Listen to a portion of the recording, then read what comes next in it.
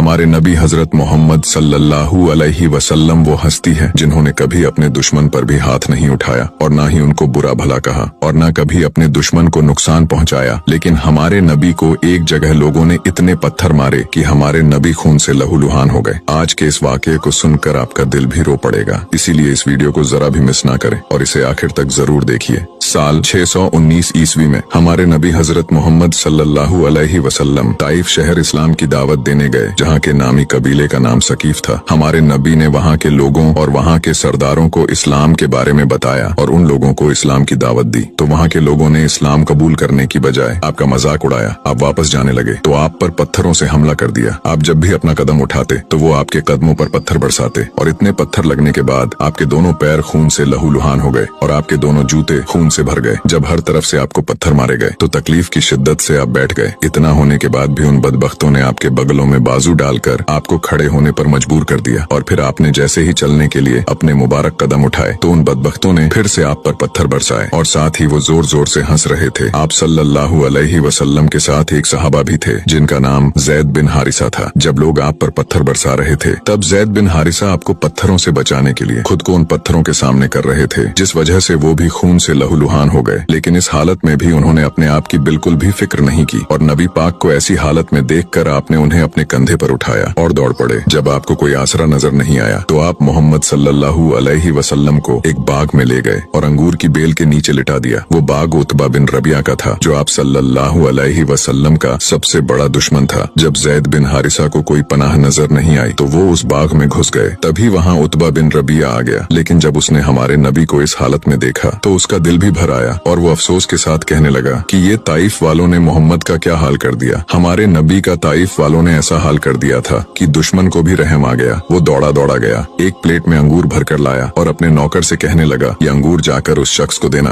और कहना कि तुम्हें रिश्तेदारी की कसम मेरे इस अंगूर को वापस न करना, खा लेना। वो गुलाम जिसका नाम अद्दास था वो आपकी खिदमत में अंगूर लेकर आया तो आपने एक अंगूर उठाया और बिस्मिल्लाह पढ़कर खा लिया। तो वो गुलाम कहने लगा कि ये लफ्ज तो यहाँ के लोग नहीं बोलते। तो आपने पूछा कि तू कहाँ का है? वो कहने लगा कि मैं नीनवा का रहने वाला हूँ। तो आपने कहा कि अच्छा तुम मेरे भाई यूनुस के शहर से हो? तो वो गुलाम कहने लगा कि आपको यूनुस अलैहिस्सलाम के बारे में कैसे पता? तो आपने फरमाया मैं अल्लाह का नबी हूँ और वो भी अल्लाह के नबी थे। ये सुनते ही वो गुलाम आपके कदमों में गिर गया और आपके कदमों को चूम कर मुसलमान हो गया। उसी वक्त आप अपना सारा दर्द भूल गए। उसके बाद आपने अल्लाह की बारगाह में ऐसी दुआ की कि सातों आसमान लरस गए और अर्श कांप उठा और फौरन फरिश्तों के सरदार हजरत जिब्राइल अलैहिस्सलाम आपकी खिदमत में हाजिर हुए और कहने लगे, ए अल्लाह के महबूब हुक्म फरमाए, मैं अभी 2 पहाड़ उठाकर ताइफ शहर पर पटक दूंगा, इसमें अल्लाह की मर्जी शामिल है।